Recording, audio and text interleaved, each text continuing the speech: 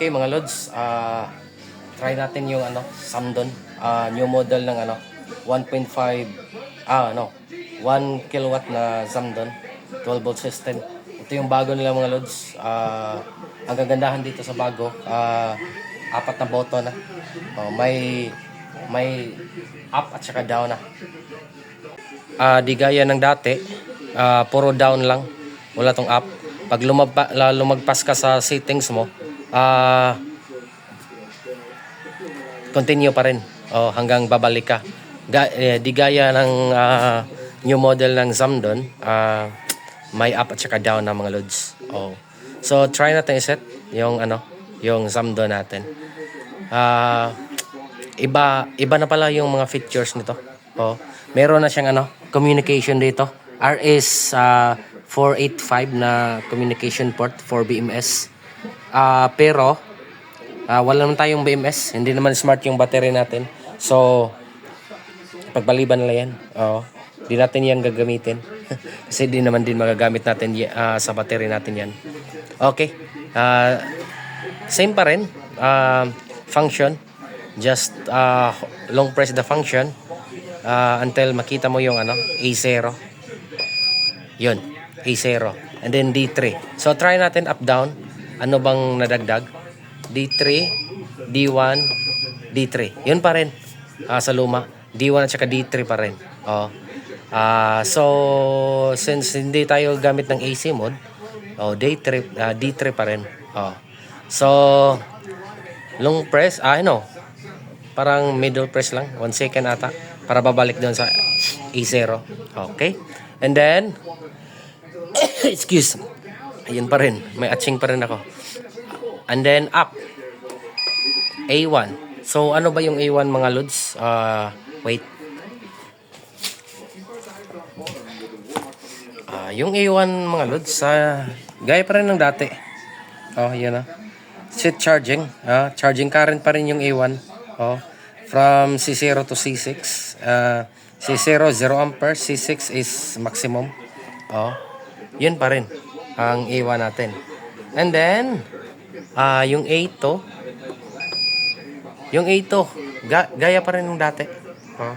Yun pa rin yung A2 natin. Constant charge, constant charge pa rin. A2, yun. Can be set 13 volts up to 15 volts kung 12 volt system tayo mga lods. So nakaset dito is 14.2. Pwede nating baguhin yan. 14.4 natin mga lods. Long press, yun. Paglipat up 0.3, 0.4. Then function, long press yung function, babalik yan sa A2. And then A3. Up natin. A3 tayo. Yun, A3. Gaya pa rin ng dati. Yung A3. Floating charge yung A3. Can be set from 13 volts to 15 volts pa rin. So, set natin yung floating charge natin sa 13.5. Kaya 13.8. 13.5 na lang for LiPo4. So, 1 second press. Lilipat yan. And then down tayo. 13.5 na lang mga lods. Yun, 13.5. Then, function. 1 second press. Lilipat sa A3. And then, yung A4 natin, low voltage protection point. Okay. Only available for PB or lead acid. Since yung battery natin dito sa 18 is hindi naman tayo gumagamit ng smart na BMS, yung may RS485. So nakaset lang sa PB.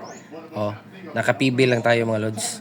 So dito sa A4, PB type tayo dyan. Or LED. Pero pwede naman. Okay lang naman yun.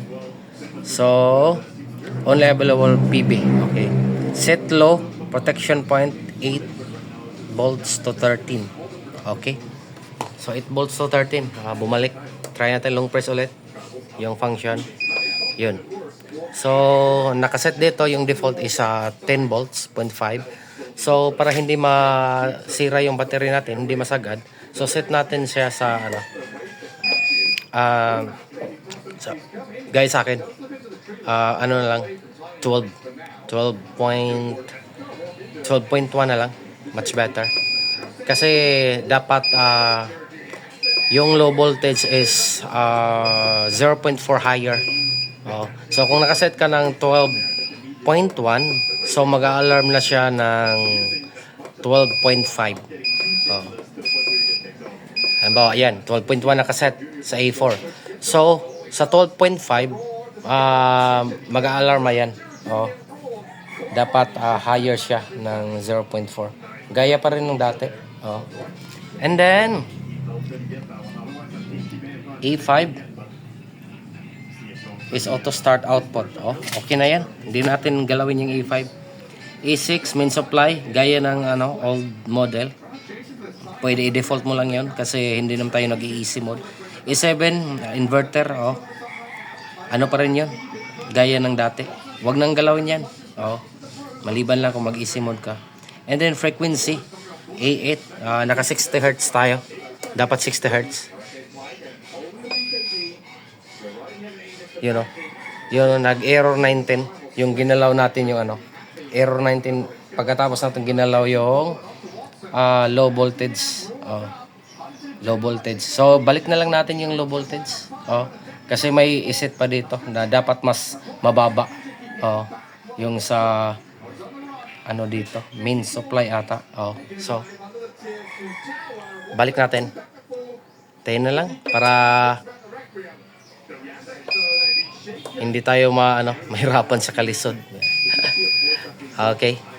Set natin sa baba. Mawawala yung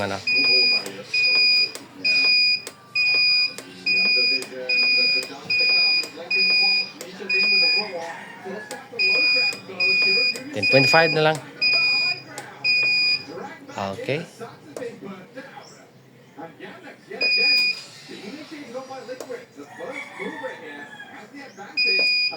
Yun. Okay na. Wala nang error. So, wag na natin yung galawin. Pwede naman galawin, pero may iset pa tayo na iba dyan. Dapat mas mababa yung Pero since para hindi tayo malilito, wag na lang galawin yan. And then A8 tayo. Tingnan natin yung A8. A8. Yun, naka 60 Hz, okay na. And then A9. To 20. To 20 yung natin. Di tayo mag to 30, to 20.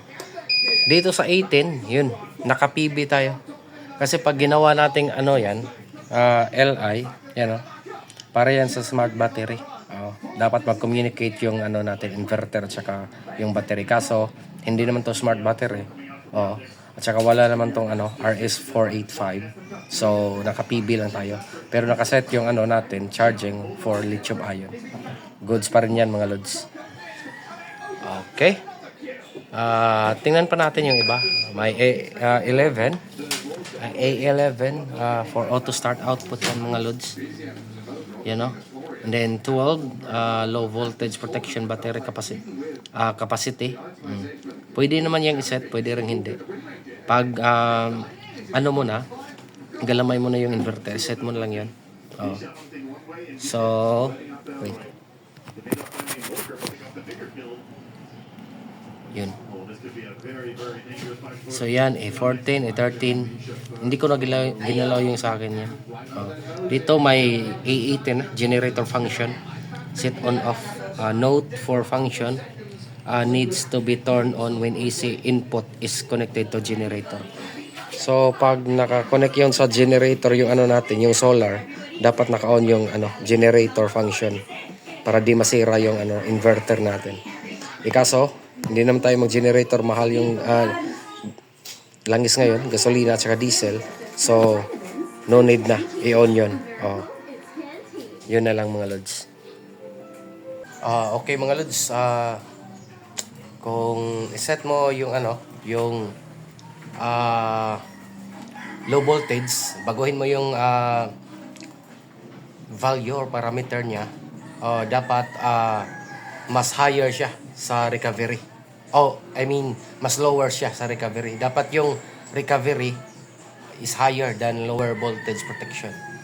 Yung recovery is higher kaysa low voltage protection mga lods. Oh. Kasi kahapon, iniba natin yung iniba natin yung low voltage protection, nagka-error 19. Kasi hindi natin ginalaw yung recovery, yung A7. Dapat pag ginalaw mo yung A4, taasan mo rin yung A7. Okay. Okay. Try natin yung baguhin yung parameters ng Zamdo natin, solar inverter. Okay, yung low voltage protection. Kasi may nagtanong kung pwede bang baguhin yung low voltage protection. Okay, try natin function. Gaya pa rin to ng old version. The same pa rin. May nadagdag lang na features. Okay, down muna tayo. No. A4 tayo. So, baguhin natin yung A4. Gawin natin 12.1. Okay, 12.1. So, up hanggang 12.1.